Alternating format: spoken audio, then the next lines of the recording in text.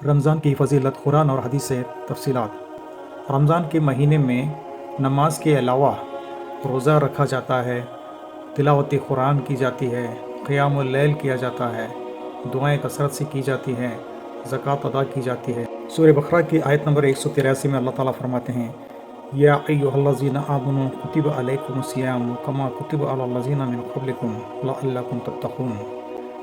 اے ایمان والو، تم پر روزے رکھنا فرض کیا گیا ہے جس طرح تم سے پہلے لوگوں پر فرض کیا گیا تھا تاکہ تم تقوی اختیار کر سکو۔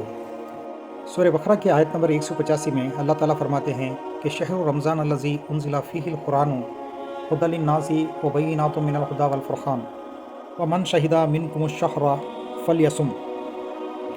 ماہ رمضان وہ ہے جس میں قرآن اتارا گیا جو لوگوں کو ہدایت کرنے والا ہے اور جس میں ہدایت کی حق و باطل کے تمیز کی نشانیاں ہیں۔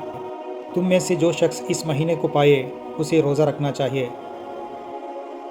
صحیح بخاری حدیث نمبر 4998۔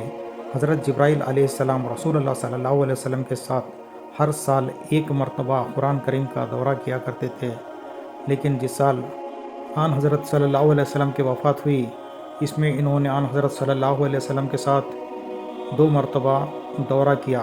آن حضرت صلی اللہ علیہ وسلم ہر سال 10 دن کا اعتکاف کیا کرتے تھے، لیکن جس سال آپ کی وفات ہوئی اس سال آپ صلی اللہ علیہ وسلم نے 20 دن کا اعتکاف کیا۔ صحیح بخاری کی حدیث ہے کہ رسول اللہ صلی اللہ علیہ وسلم نے فرمایا، جب رمضان کا مہینہ آتا ہے تو آسمانوں کے دروازے کھول دیے جاتے ہیں، جہنم کے دروازے بند کر دیے جاتے ہیں اور شیطان کو قید کر دیا جاتا ہے۔ صحیح مسلم کی حدیث ہے کہ رسول اللہ صلی اللہ علیہ وسلم نے فرمایا، جو رمضان کے مہینے میں روزے سے ہوگا اس کو جنت میں باب ریان سے پکارا جائے گا۔ سنن نسائی حدیث نمبر 2233۔ رسول اللہ صلی اللہ علیہ وسلم نے فرمایا، روزہ جہنم کی آگ سے بچاؤ کے لیے ڈھال ہے، جیسے تمہارے پاس جنگ میں بچاؤ کے لیے ڈھال ہوتی ہے۔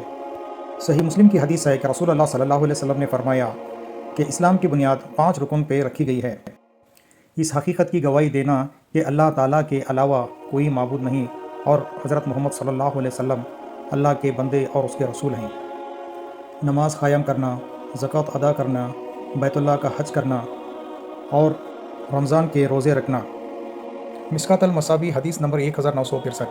رسول اللہ صلی اللہ علیہ وسلم نے فرمایا، روزہ اور قرآن بندے کے لیے سفارش کرتے ہیں۔ روزہ کہے گا، اے رب، میں نے اسے کھانے پینے اور خواہشات سے روکے رکھا، اس کے متعلق میری سفارش قبول فرما۔ قرآن عرض کرے گا، میں نے اسے رات کے وقت سونے سے روکے رکھا، اس کے متعلق میری سفارش قبول فرما، ان کی سفارش قبول کر دی جائے گی۔ حدیث ترمذی 764۔ رسول اللہ صلی اللہ علیہ وسلم نے فرمایا، تمہارا رب فرماتا ہے، ہر نیکی کا بدلہ 10 گنا سے لے کر 700 گنا تک کا ہے، اور روزہ میرے لیے ہے اور اس کا بدلہ میں ہی دوں گا، اور روزہ جہنم کی آگ کے لیے ڈھال ہے، اور روزے دار کی منہ کی بو اللہ کے نزدیک مشک کے خوشبو سے زیادہ پاکیزہ ہے۔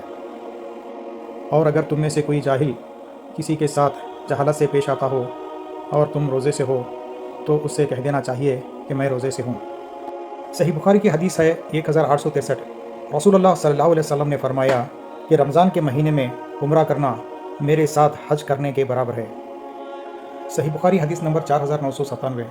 نبی کریم صلی اللہ علیہ وسلم خیر خیرات کرنے میں سب سے زیادہ سخی تھے، اور رمضان کے مہینے میں تو سخاوت کی کوئی حد ہی نہیں تھی، کیونکہ رمضان کے مہینے میں حضرت جبرائیل علیہ السلام آپ سے آ کر ہر رات ملاقات کرتے تھے، یہاں تک کہ پورا رمضان گزر جاتا۔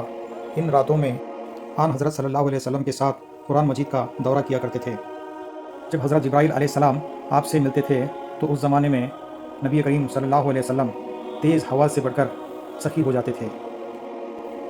صحیح بخاری حدیث نمبر 2021۔ نبی کریم صلی اللہ علیہ وسلم نے فرمایا، شب قدر کو رمضان کے آخری عشرے میں تلاش کرو۔ شب قدر کی فضیلت میں اللہ تعالیٰ نے پوری سورت نازل فرمایا ہے، انا انزلناہ فی لیلۃ القدر وما ادراک ما لیلۃ القدر لیلۃ القدر خیر من الف الشہر تنزل الملائکۃ والروح فیہا باذن ربہم من کل امر سلام ہی حتی مطلع الفجر۔ یقیناً ہم نے اس شب قدر میں نازل فرمایا، اور تم کیا جانو کہ شب قدر کیا ہے؟